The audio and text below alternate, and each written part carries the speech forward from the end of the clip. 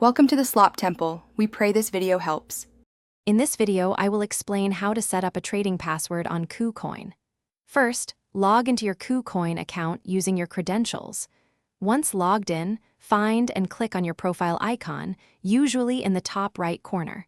From the drop-down menu, select Security Settings. This section is crucial for managing all your account's security features. Now, within the security settings, you'll see an option for Trading Password.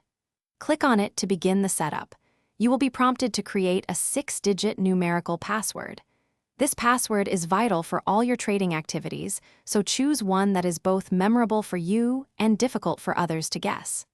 Enter it carefully, then re-enter it to confirm. After setting your password, Kucoin requires a verification step to confirm your identity.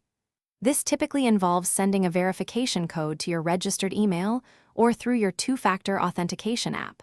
Check your email inbox or Authenticator app for the code. Enter the 6-digit code into the provided field on the Kucoin platform to proceed. This step ensures only you can make changes. Congratulations! Your trading password is now successfully set up and active. You will need to use this 6-digit numerical password for all future trading activities, including placing orders and withdrawals. Remember to keep it confidential and never share it with anyone.